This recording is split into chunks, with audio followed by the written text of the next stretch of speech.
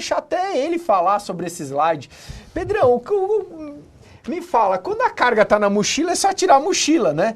E quando a carga tá no bucho, o que a gente faz, né? Depois do segundo filho, né? Que a gente deixa de ser atleta, que a gente começa a ter aquela coisa de afogar as mágoas, né?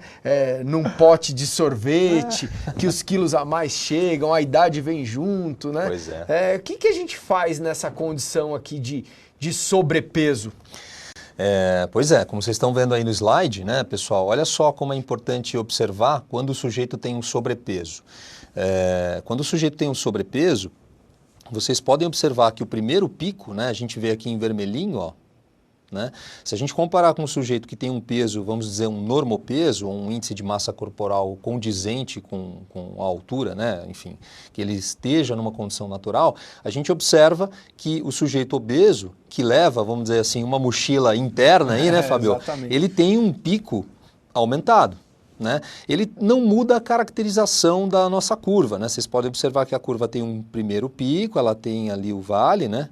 Difícil fazer reto aqui, né? Agora que eu estou percebendo. Não, mas é que a gente não bebeu ainda, mas tem cachaça aqui. Eu acho que vai ser importante para a gente poder fazer firmar a mão. Firmar a mão. Exatamente. Né? Exatamente. Eu acho que vai ser uma boa. Mas olhem só, pessoal, o segundo pico aqui, né? Ele é um pico também alto, que é o pico propulsivo, que a gente diz, mas por quê? Porque tem mais massa para deslocar.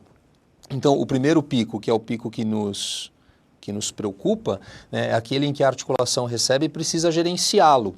E o segundo pico é aquele que é gerado pela musculatura. Então a gente tem um perigo para as estruturas, aqui nesse primeiro ponto, e a gente tem um trabalho aumentado para a musculatura, aumentando o gasto energético e atrapalhando a performance. Isso não só acontece nas verticais, né, como a gente fala na direção vertical, mas acontece na anteroposterior, né, gerada pela força de atrito. Então a gente também recebe mais carga aplicada, vamos dizer assim, pelo chão. Na verdade não é aplicada pelo chão, né, ela é aplicada simplesmente em resposta àquela que a gente aplica ao chão, que está aqui, ó, né? E da mesma forma, então a gente vai ter que imprimir maior carga, vai ter que colocar maior carga para poder empurrar o chão.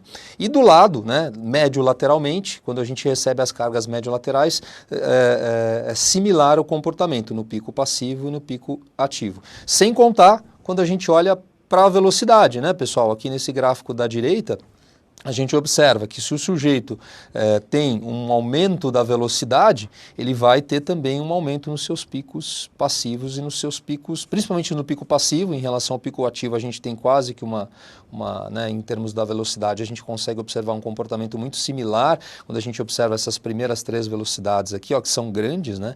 Primeiras que eu falo decrescentemente, então 6.3, 5 e 4.5, mas o problema está aqui, né? Então, como é que você... E a gente ouve muito, né, Fábio, o pessoal falando assim, você está com sobrepeso, então caminha, né? Caminha porque fica mais fácil caminhar, é mais leve, né? E aí esse slide mostra que não é tão leve assim, né, caminhar. E vejam que é uma condição muito comum, né? Hoje, quando um cara simplesmente ele vira e fala assim, pô, eu tô com um pouco mais de peso, eu tô sedentário e eu tenho que voltar a fazer atividade física, né? Eu vou adotar o quê? A primeira atividade que o cara busca é a caminhada. E olha uma coisa interessante que também falamos na última aula, né? Graças aos componentes elásticos dos nossos músculos, que nós temos muito bem posicionados, né?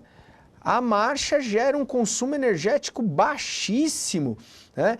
E olha aqui, ó, a gente começa a olhar para a marcha como uma condição próxima a 200 calorias, né?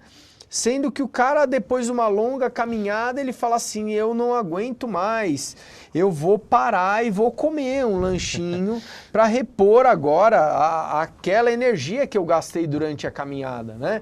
Então notem que uma bela caminhada sem uma estratégia eficiente de dieta não funciona em primeiro lugar. Em segundo lugar, é agressiva sim, gera cargas maiores, né? E vejam que aqui a gente mostra que um obeso caminhando gera uma carga que é superior, né? Um obeso caminhando a 3,96 km por hora gera uma carga semelhante a um mesomorfo caminhando a 5 km por hora. Isso é perigoso, porque ele não vai emagrecer se ele não tiver um hábito alimentar adequado, e a gente vai até discutir isso mais para frente no curso. ele vai receber cargas maiores, ele já tem uma tendência à diminuição de massa muscular, porque junto com a obesidade, isso não é regra, mas pode vir o sedentarismo, e a gente entra numa condição delicada aí da nossa fala, né? Eu estou tentando proporcionar saúde e eu estou trazendo doença, eu estou trazendo osteoartrose.